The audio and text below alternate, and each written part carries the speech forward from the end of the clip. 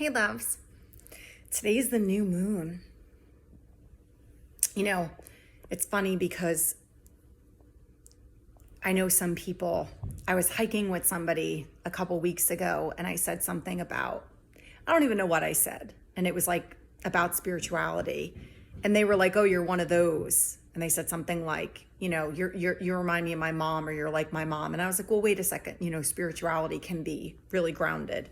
So I think it's interesting because we've made a lot of the spiritual principles that are kind of like circulating out there. We make it, everything's been termed new age, which I can't stand. Like the whole movement, throw it away. Not interested.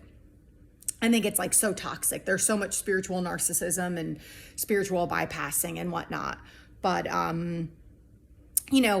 following the cycles of the moon is indigenous. It's shamanic, it's cultural. I mean, people have been doing this since millennia. I mean, before we had modern day technology, people were guided by the cycles of the moon. Hello, baby. This is little buddy. Hi, little buddy. Say hi.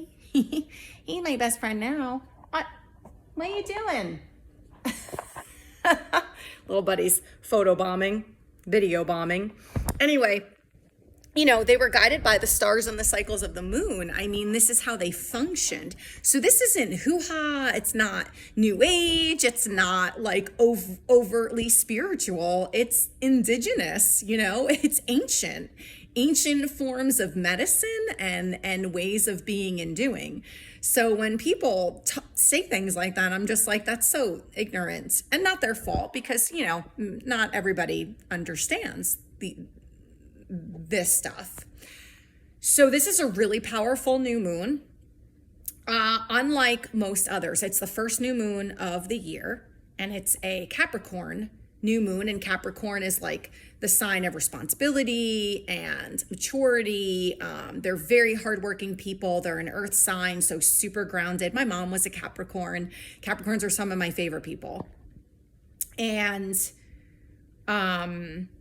this new moon is very unique in terms of other things that are happening in conjunction with it. But what you do today, what you set in motion, can have a lasting impact and effect for the next 20 years. That's a really long time.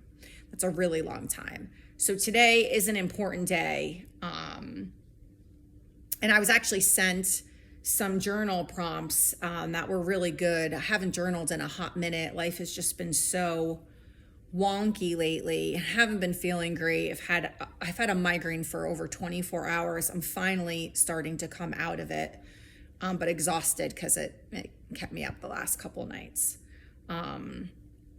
Maybe that's why little buddy, because he's still here next to me, but he's off camera. You can't see him, and I think that's why he's giving me so much love. He knows that I wasn't feeling great. But anyway, I did start my morning off with a very brisk walk at 5:15 in the morning. And it's a great day to set intentions. The new moon is a time for birthing things into existence, starting something new, setting intentions, and things of that nature, where the full moon is more like letting go, releasing, taking stock of your month, taking stock of where your life is, thinking about things that you want to change, how you want to move forward differently, etc. But so I just wanted to share that, because I think sometimes when I talk about things like this, people think it's such hoo-ha.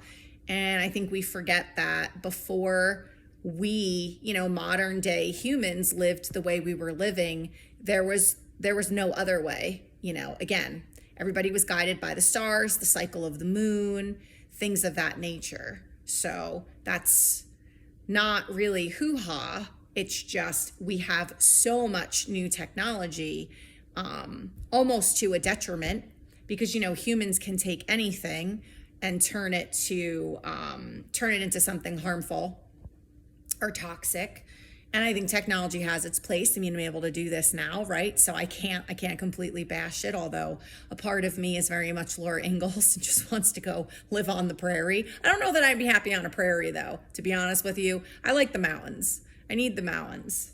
But I hope you're all doing well.